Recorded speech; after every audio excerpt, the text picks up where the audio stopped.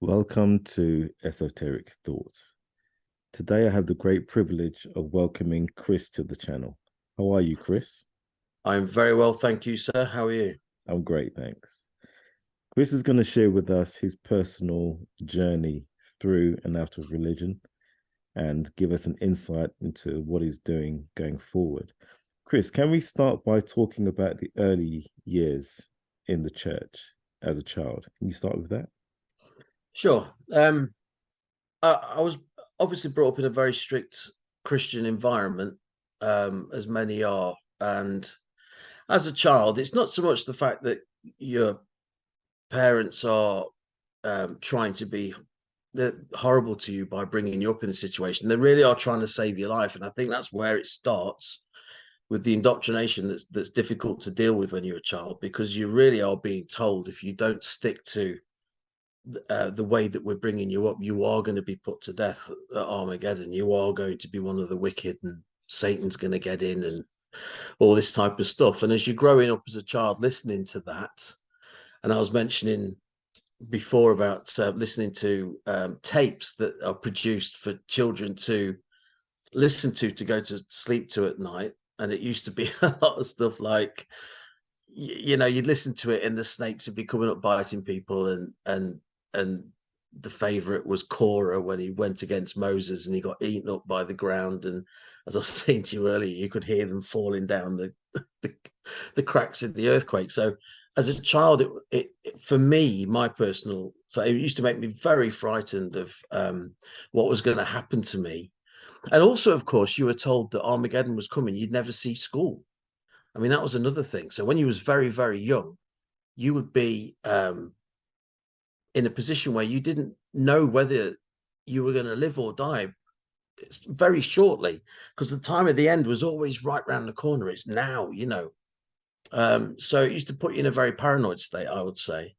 Um, so yeah, and that really put me in a position where I was growing up with these issues inside, not even realizing it until I got to a little bit more adult, and then they would play out. But during this time as a child, you were having nightmares, Yeah, correct? that's You right. so with the material that you were seeing, um, with the religious material you were seeing and reading and being exposed to as a child, this was causing you to have nightmares. Yeah, yeah, night terrors. Um, I mean, still to this day, I will admit this, that I still see, if I wake up at night time and there's shadows in the bedroom, they still turn into demons. And I mean, I don't get scared of them anymore because I know what it is. But when I was younger, that used to happen too. I used to see demons in the room and things like that. Um, overactive imagination, or whatever anybody wants to call it. I used to see them, and in shadows. So when you're a child, that used to petrify me, um, and rightly so, I think, because that's what it was. I'm not going to say it was supposed to petrify you, but I think it was supposed to put the intention there was for you to stay on track, to stay online, or this could happen. So it's like a threat that's put there, so that if you do go offline and go off the track, then these things can happen to you. And obviously, um, they haven't yet, and I'm now over 50 years old, and I did go to high school, and I left high school, and I yeah, so I did go to high school, and I did carry on with my life, and my life went on.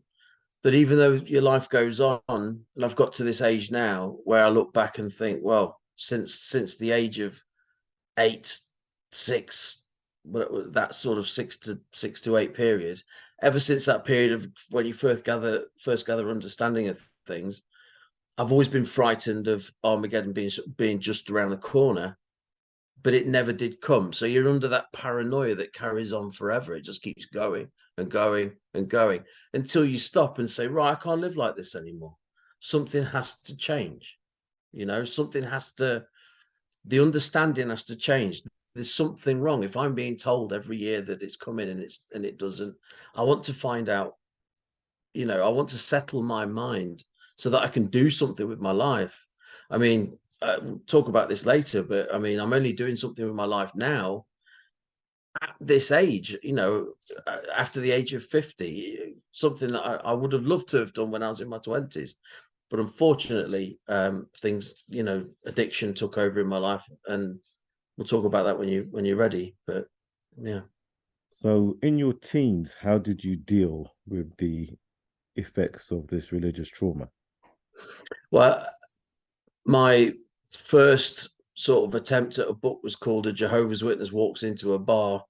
In my late teens, that's what I did. So I blotted out the information by jumping into beer at that time. It wasn't bottles, it was beer at that time.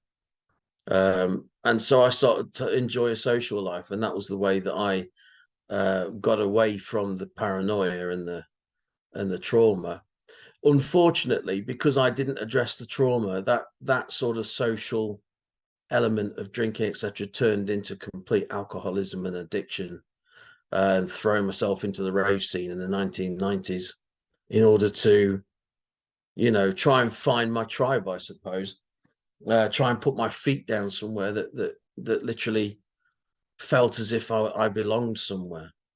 And I think that feeling of belonging is the thing that you miss, and it makes you, when you belong to a church and you're part of the congregation and everything's nice and everyone's treating you well. It's lovely when you have that experience, but when you start to realize you're going down your own path, you take yourself away from people, because I personally didn't want to change their path. I don't want to convince them of anything.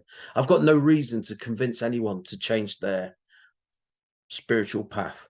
I don't want to do that. If someone's happy being whatever religion and they're enjoying it, then good on them. I wish them all the best, because that's a happy person in a happy existence. But if you can't do that, then you've got to find your own path, and you've got to find your own tribe, and that's that. Yeah, that's the way you got to be. So, So to answer your question, I sure. got drunk. Okay. And did the drinking lead to progression into drugs? Yes, yeah, it did. As a I went into the rave scene because it was that sort of time in the late 80s, early 90s was when rave was underground, and then it got brought from the underground above, and it became very popular. But I got into drugs through that, and at the time you all felt connected, you all felt as if you was part of this movement, and I think that was became my congregation, if you like, back then. So I was disfellowshipped from the religion I was in back then, because obviously the things I was up to and the things I was doing was didn't hit the standards of what the religion required, let's say. So you went through a phase when you left religion into atheism. Yeah. Why didn't atheism resonate with you? One word: consciousness. Um, I I questioned why I was conscious. Who is this that's conscious? You know, isn't it a bit far fetched? It's the chances of me being conscious are massive, you know. And then I started to realize that we all shared consciousness. So I started to realize that consciousness is one. I'm jumping from one to another quite deeply, but consciousness is one mind, and we are all fragmented parts of that having an experience in order for the one mind to grow and realize itself. But I don't know if that's another discussion. And that's the conclusion I came to once I was questioning consciousness.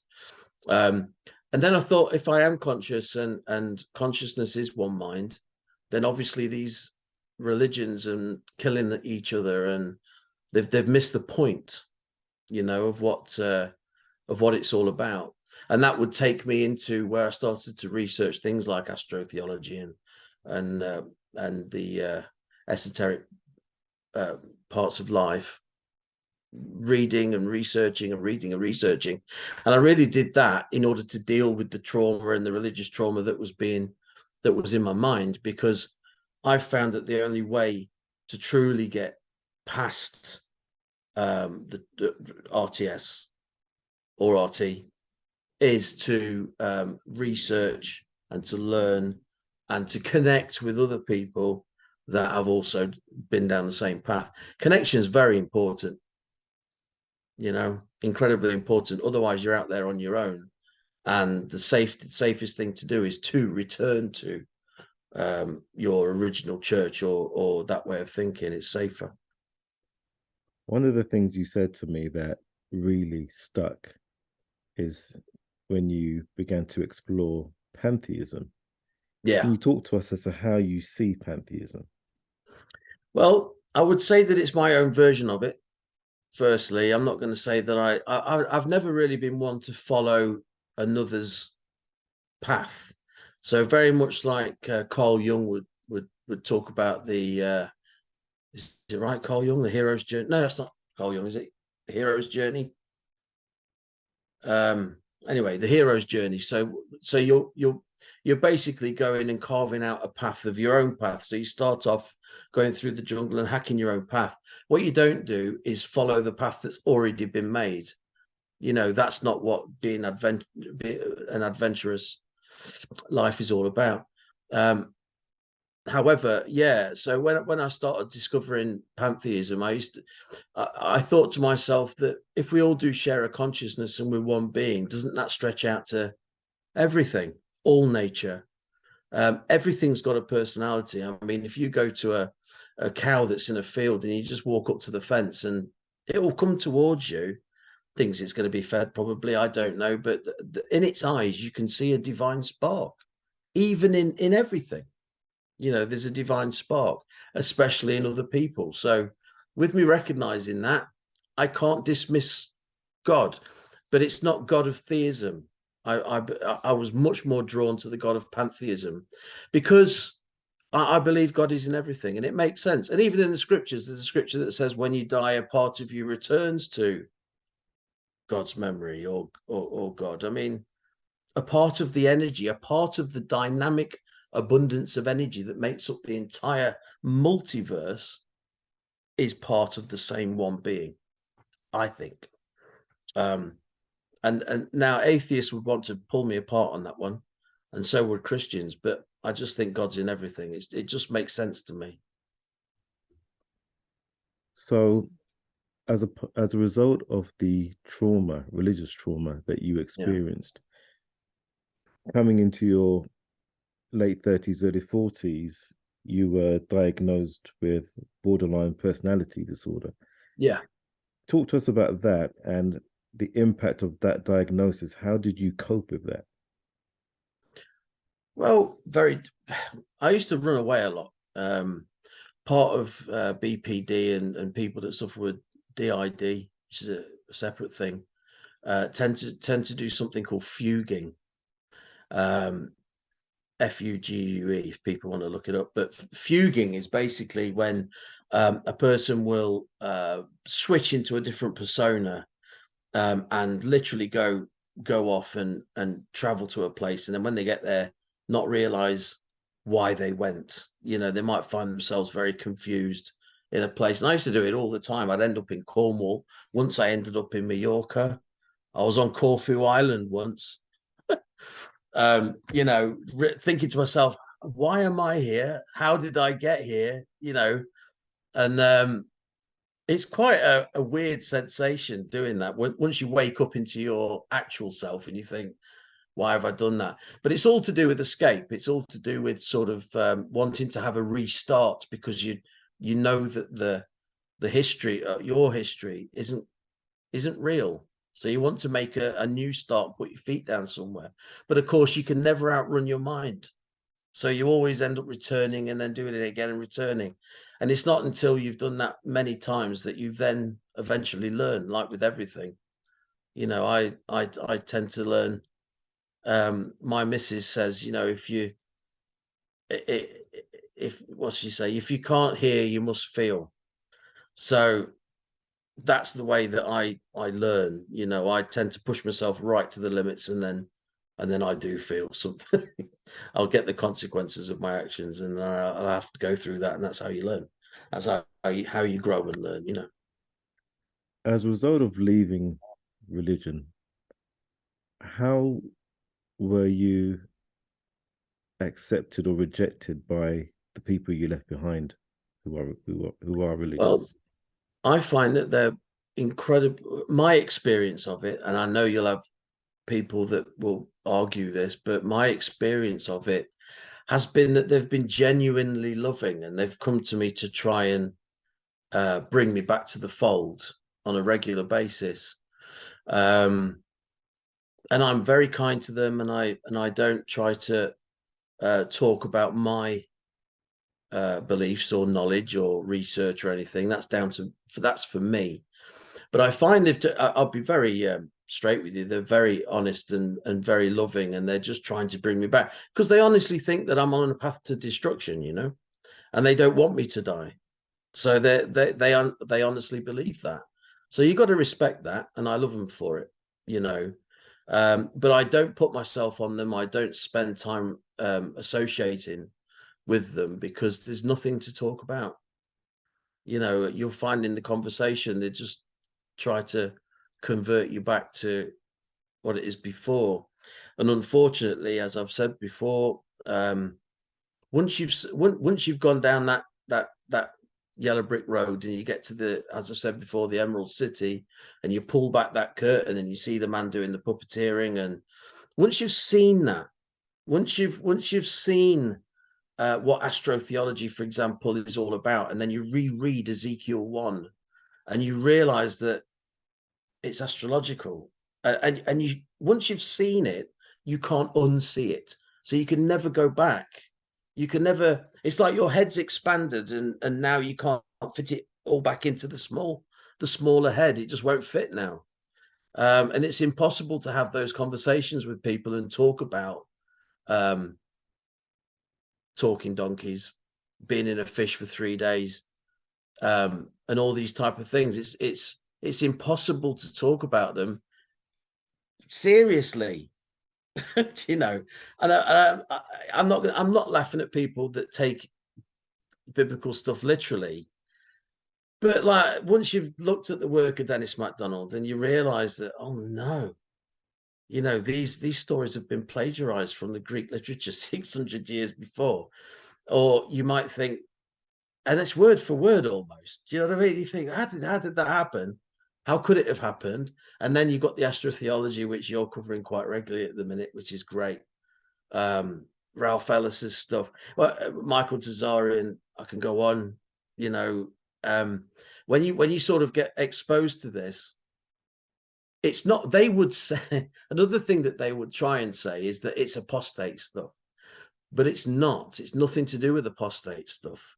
Apostate stuff is when somebody that belongs to your religion has come out of it and they're trying to persecute the religion that they came from in a way, or re-educate rather as well. So you get the angry ones, and then you get the ones that are serious about re-education. Well, Michael Tsarian never belonged to my religion. Ralph Ellis never belonged to my religion. They are just historians and educators of actual facts that happened in history, and what these books mean and what these ancients meant by what they said. I mean, it's obvious, really. It's just so obvious. So I think when you get to that point where you've researched enough for that, yes, it isolates you from people, but at the same time, it gives you a new life that you can sort of realize, right, I've got something I can really get to grips with. And it's exciting, you know, finding out things later on in life. It's not as if you can't, the learning that's there and the expansion that's available for you to do in when you find out these things is not only exciting, it's fantastical. These people have put 20 years uh, more of research into one book, and you read that 20 years, and you're privileged enough to read that 20 years in say a month, and it expands your mind to such a way that you understand now that you don't have to feel traumatized to get back to the point. You don't have to feel traumatized anymore. You don't have to blot anything out anymore. You don't even have to go and have a drink. You don't have to take drugs. You can release the serotonin or the dopamine naturally in your mind by just being excited about what you're learning. And I tend to believe, I'm not an atheist, so I tend to believe that we are eternal, and we just keep going, and we keep growing and learning in different ways as we do. That's enough to make me feel okay with the world. It's enough to make me continue my research. And I'm happy to go with the way that I feel. I'm not pretending that something is real. I'm just going along with what it feels like to be real, you know. Atheists would jump at me for that. But What's they're in their sphere of existence, they're right, of course. of course, Everybody's right in their own sphere of existence, otherwise they wouldn't be there. that's right. So, what's so inspiring about your story is that you've gone through rehab with all the challenges that you have experienced, and now you're using that experience and that knowledge to create something very special going forward. Talk to us Yes. about that. Well, this all started, and I'm going to make people jump now.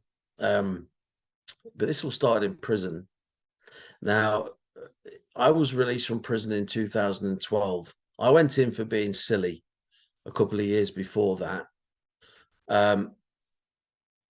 It was drug. It's always been sort of drug related in a sense. I was an addict, so I was doing things that addicts do. But that was a massive change for me when I went in, and when I was inside, I had a lot of experiences, esoteric, when I was in there, as in mental experiences and spiritual experiences. And when I came out, I was hit by tragedy, really, and a lot of loss, because the family that I thought I had moved along. Um, you know, wife and very small kids moved along and had disappeared off with another guy. So when I came out, what I thought I was coming out to, I didn't have. So I ended up destroyed, and I ended up in a bottle like this. Old habits just happened. And for, I mean, I've been literally alcohol free now for a couple of years, good couple of years. But until then, I was literally a street drunk, homeless, drugs, alcohol, self-harm, going into hospital because I cut myself too much. I mean, really bad, really in the abyss. And I don't mind admitting it because it's in my book, which is on the website. So, you know, and a lot of sort of things happened to me during that period of time. I went through a lot of, you know, I was on my own doing this, and I was just traveling from city to city, just trying to cope with what was going on. And then I all of a sudden stopped, you know, and I sort of said to myself, I'm going to go somewhere and get sorted out, and I did. And as I was going through that little phase, the universe gave me a car accident. Now, it wasn't a drunk driving accident. I was absolutely sober, and I was away from drink at that time. So I would hate for people to think that. But that car accident is I had a very deep, meaningful near-death experience when that happened. I came out of it. As you can see, I'm fine. I've always been positive about it since then, but I wanted to build the vision that came to me in that car accident, which is the same vision that came to me when I was in prison. That's the reason why I mentioned that. I was sort of given two areas in time, which were literally, you know, like sort of a certain period apart, and they happened at both the same time. But it was very, to me, it was so the same that I had to pay attention to it. And since then, I've had I wouldn't say disgust, that's the wrong word, but I've had I look at alcohol and drugs now. I look at it not with disgust. I look at I could never do it again, but I empathize with people that are. so deeply that I just want to help them come away from it. And people, okay, so what's available out there for people when they feel like they want to change is like they've got they can either go back to their pastors and try to get help biblically or whatever, which never works, or they've got the NHS, which is they have to wait years in order for them to get any sort of help, and by then some people are dead already, or unfortunately have passed away because they can't cope with life. I was waiting for years and years and years with the NHS. However, when you sort of deal with the trauma in the sense of it's not putting a plaster on all the time. It's not putting a plaster on the trauma. You literally go to the trauma and dissect it. It's almost like doing shadow work again, Carl Jung, where you are looking at aspects of yourself which have developed because of the religious trauma and forgiving yourself, and then going on to love yourself with it and finding out. And the wonderful thing about channels such as this and other channels where you can do research is that indoctrination, as I've put in comments before, it's ebbed away every time you put a new video on. You can then trust that your indoctrination is ebbed away, and you feel better as a person mentally. That's my experience. And when you feel better as a person mentally, the alcoholism stops, the addiction stops, and you can go on to rebuild and recreate the life that you want. It's the life that you feel comfortable doing, the life that you've missed out on. Unfortunately, sometimes it takes years, and in some cases, it's very, very fast. So talk to us a bit about Sober 24. Sober 24 is an online, let's call it a restoration. I was going to call it a recovery village in the beginning because I wanted it to be full of, like, I wanted a cinema on it with upbuilding films and things and all sorts of different things. I think as well, if I could find somewhere, eventually I would like it to be a physical village where people can come and stay and get sober and then rebuild their lives with, teachers that are coming in and helping people to set foot in the right way.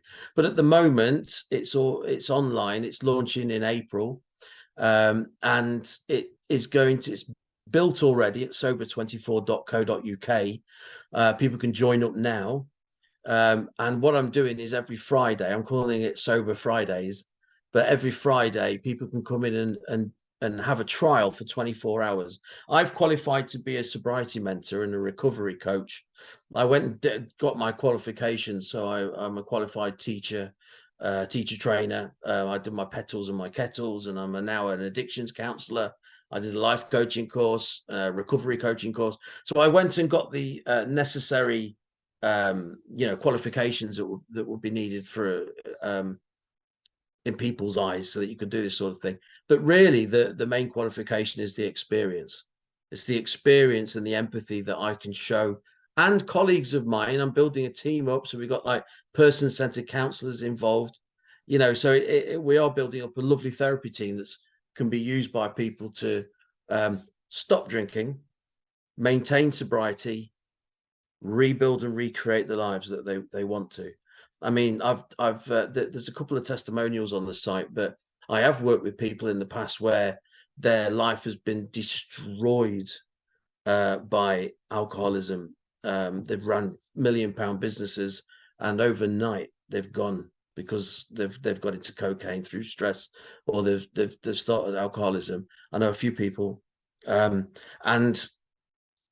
they've stopped straight away because they don't want to be in that place. I always say it's like a lady, if a lady gets pregnant and they're a drinker and they take too many meds or drugs, as soon as they get pregnant, there's some sort of power inside that person so that they can stop because they love what's inside them more than they love the effects of the drugs and the alcohol.